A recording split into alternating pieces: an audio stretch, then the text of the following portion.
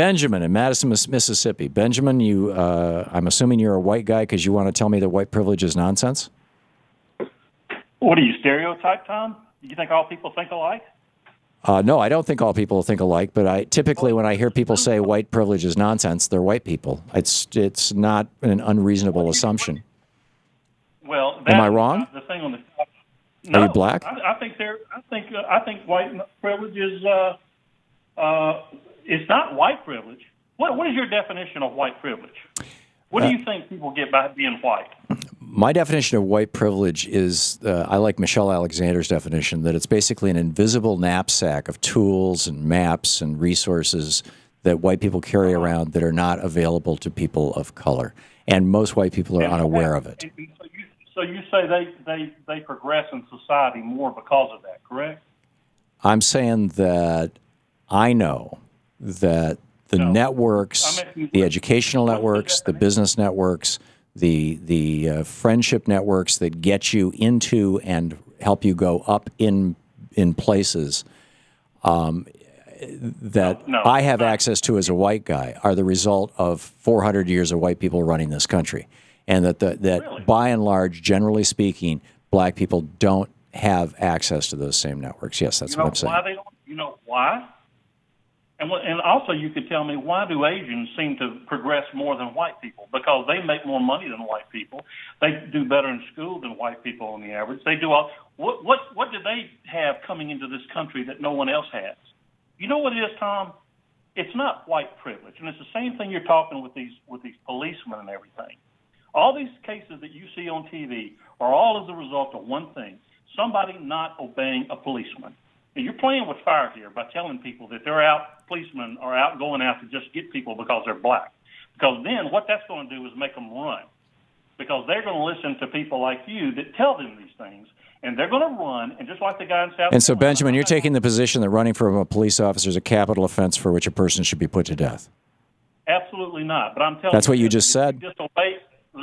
That's what you just said. I said, if you disobey a cop, you're asking for trouble.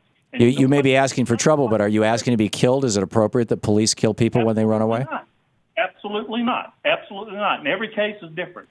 But let me tell you why is it that generally when white people run away from cops, they don't get killed, and when black people want to run away from cops, they do get killed? Black cops have killed white unarmed people. I understand. I don't disagree with you, Benjamin. I think that power brings its own prejudices with it, and there are.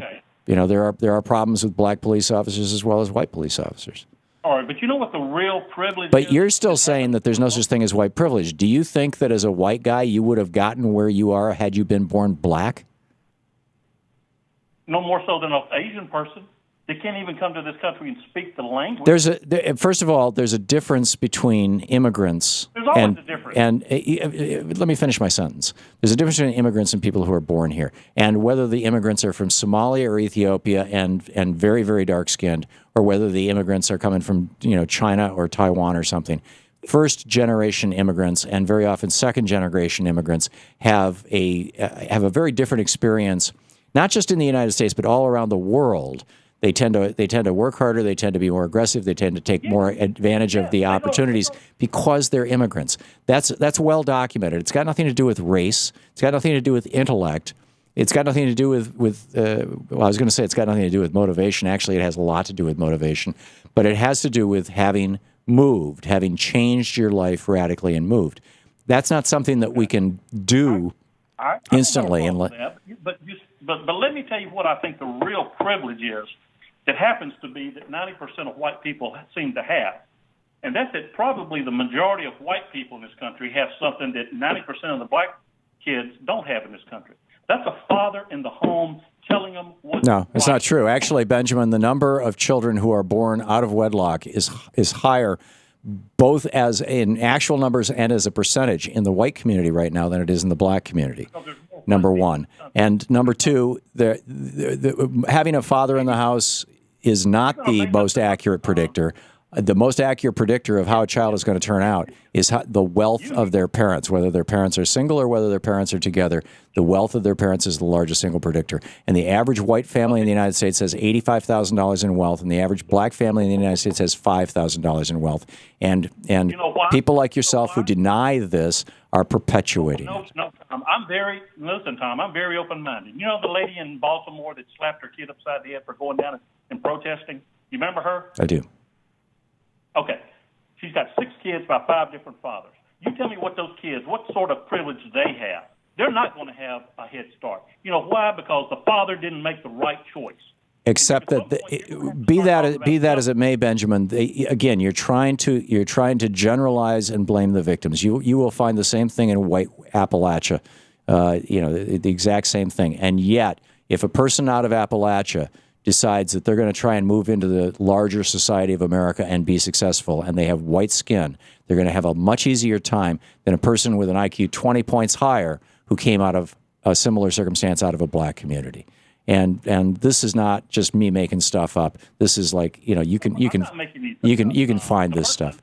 If you're saying here's the biggest piece of white privilege, Benjamin, that you and I have that I'm guessing you're not aware of. And that is that when you and I wake up in the morning, the first thought that comes into our mind is not, gee, I'm white.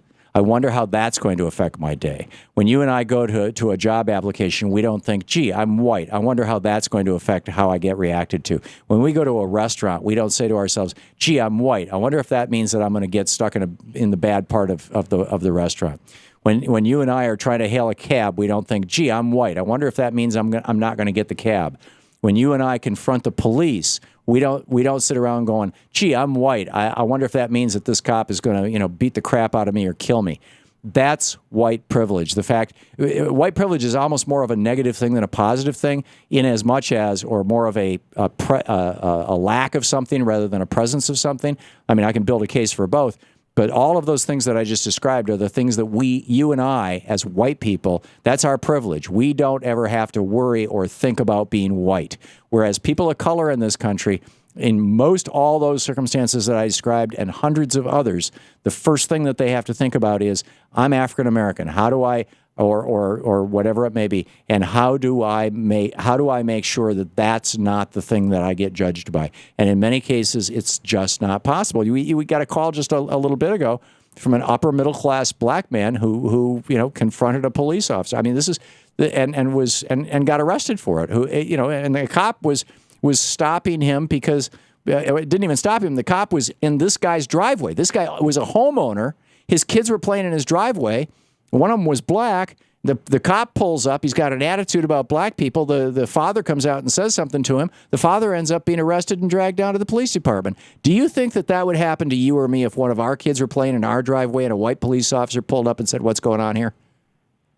Absolutely, and I've seen it. Benjamin, come on, be honest with me. Can I get a word in? Well, no, actually, we're out of time. We'll try this again next week. Good luck. We'll be back. See, this